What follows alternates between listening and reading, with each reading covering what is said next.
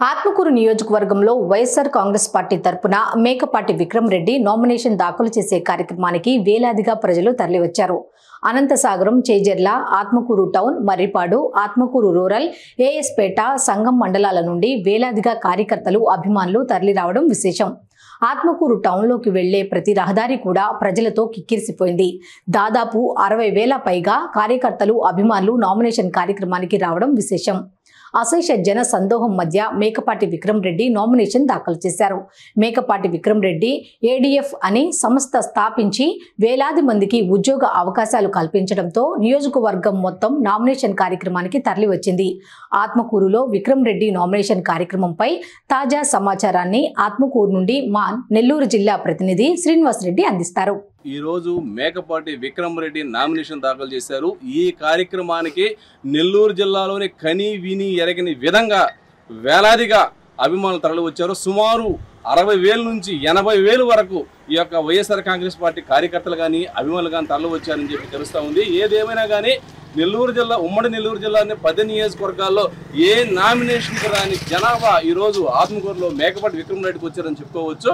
మా నియోజకవర్గంలోని 6 మండలాల నుంచి కూడా వేలాదిగా 60 నుంచి 80,000 మంది వైఎస్ఆర్సీపీ కార్యకర్తలు కానీ అభిమానులు కానీ ఈ యొక్క నామినేషన్ కార్యక్రమాన్ని తరలివచ్చారు. ముందుగా మేకపాటి విక్రమ్ రెడ్డి స్వగ్రామమైన బ్రాహ్మణ పల్లెలో తల్లిదండ్రులకు నమస్కరించి ఆ నుంచి వివిధ గుడులు, అటు మసీదుకి వెళ్ళి ప్రార్థన చేశారు, ఇటు రామాలయంకి వెళ్ళి ప్రార్థన చేశారు, అదేవిధంగా చర్చికి వెళ్ళి ప్రార్థన. కరెక్ట్గా 11 గంటలు, ఆ 11-11:30 మధ్య నామినేషన్ దాఖలు చేశారు. ఏదేమైనా కానీ నియోజకవర్గంలో మేకపాటి విక్రమ్ రెడ్డికి నామినేషన్కి వచ్చిన జనాభాను చూస్తే ఇది అసలు ఎవరు ఊహించిన రీతిగా అనుకోవచ్చు. గతంలో ఇంత స్థాయిలో ఈ విధంగా విక్రమ్ రెడ్డికి కానీ ఏ ఎమ్మెల్యే అభ్యర్థికి కానీ ఇంత భారీ స్థాయిలో జనాభా వచ్చిన దాఖలు అయితే లేవని ఖచ్చితంగా చెప్పుకోవచ్చు. ఏదేమైనా కానీ 60 నుంచి 80,000 జనాభా వచ్చినట్టు తెలుస్తూ ఉంది. ఇటు ఆటోలు కానీ, బైకులు కానీ, లారీలు కానీ, ట్రాక్టర్లు ఒకటేమిటి చెప్పుకుంటూ పోతే దాదాపు ఈ యొక్క ఆత్మకూరు హెడ్ క్వార్టర్ చుట్టూ ఎక్కడ కూడా కారు కూడా పార్కింగ్ చేయాలంత జనాభా వచ్చి ఈ నామినేషన్కి హాజరయ్యారు. అయితే నియోజకవర్గంలో మేకపాటి విక్రమ్ రెడ్డికి ఆపోజిట్గా తెలుగుదేశం పార్టీ ఉమ్మడి అభ్యర్థి ఆనం రామనారాయణ రెడ్డి పోటీ చేస్తున్నాడు. ఆనం రామనారాయణ రెడ్డికి అటు బొల్నేని కృష్ణయ్య సపోర్ట్ ఉంది, ఇటు గూడూరు కన్నబాబు సపోర్ట్ ఉంది, అదేవిధంగా మాజీ ఎమ్మెల్యే కొమ్మి లక్ష్మీనాయుడు సపోర్ట్ ఉంది. అదేవిధంగా ఆనం రామనారాయణ రెడ్డి గతంలో ఇక్కడ కాంగ్రెస్ ప్రభుత్వంలో ఎమ్మెల్యేగా, మంత్రి కూడా పనిచేస్తారు.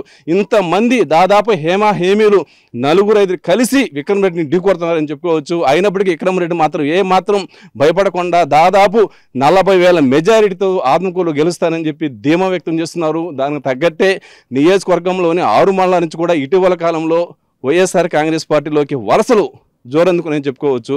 అదేవిధంగా ముఖ్యంగా అనంతసాగరం మండలం పరంగా తీసుకుంటే మండలంలోని 25 పంచాయతీల్లో కూడా వైఎస్ఆర్ కాంగ్రెస్ పార్టీలకు వరుసలు జోరందుకున్నాయి. ముఖ్యంగా ప్రముఖ కాంట్రాక్టర్ ఊరిబిండి ప్రభాకర్ రెడ్డి ఆధ్వర్యంలో అనంతసాగరం మండలం దాదాపు అంటే టీడీపీలోని సీనియర్ నాయకులు అటు సర్దార్ రవీంద్రారెడ్డి కావచ్చు, ఇటు రాపూరి సుందరరామిరెడ్డి కావచ్చు, ఇంకొకరు కావచ్చు, అందరూ కూడా దాదాపు వైఎస్ఆర్ కాంగ్రెస్ పార్టీలో చేరారు.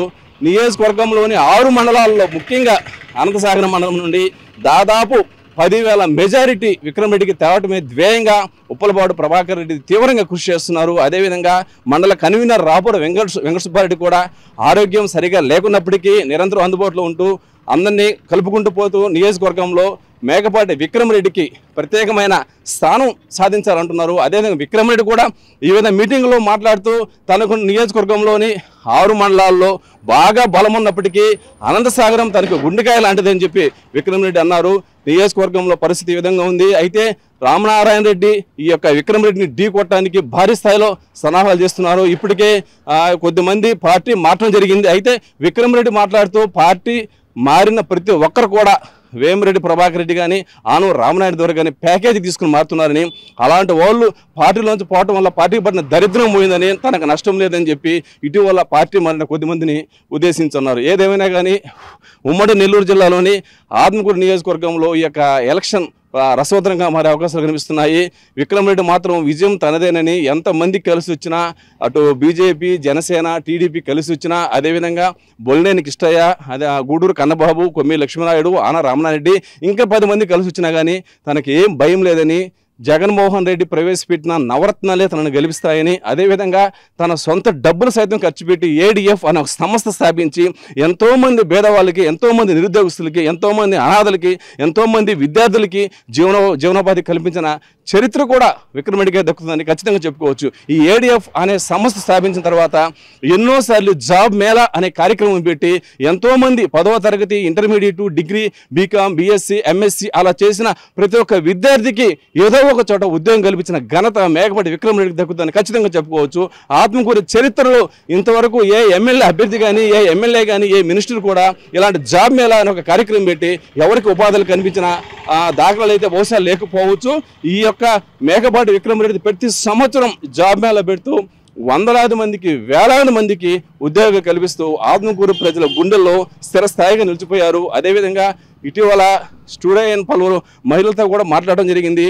మాట్లాడిన ప్రతి మహిళ కూడా విక్రమ్ రెడ్డికే జై కొట్టారు. విక్రమ్ రెడ్డి గెలిస్తేనే బాగుంటుంది, విక్రమ్ రెడ్డి మంచి సేవా హృదయం గల వ్యక్తి, 10 మందికి సహాయం చేసే వ్యక్తి, అతనే గెలవాలని చెప్పి చాలామంది మహిళలతో మాట్లాడినప్పుడు కూడా వాళ్ళ యొక్క అభిప్రాయం మనం వినడం జరిగింది. ఏదేమైనా కానీ నియోజకవర్గంలో జరిగే ఈ ఎలక్షన్ ఒక రసవత్తరంగా కొనసాగే అవకాశం ఉంది.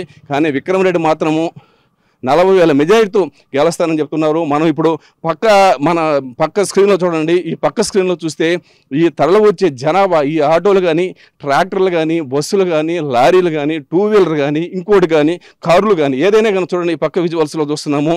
వేలాదిగా తరలి వచ్చారు. దాదాపు నెల్లూరు చరిత్రలో లేని విధంగా 60 నుంచి 80 వేల మంది జనాభా ఒక నామినేషన్ కార్యక్రమానికి వచ్చారంటే రేపు మేకపాటి విక్రమ్ రెడ్డికి ఏ రేంజ్లో మెజారిటీ రాబోతుందో దీన్ని బట్టి అర్థమవుతుంది. కెమెరామెన్ ఇలాతో శ్రీనివాసరెడ్డి, ఆత్మకూరు నియోజకవర్గం నుంచి.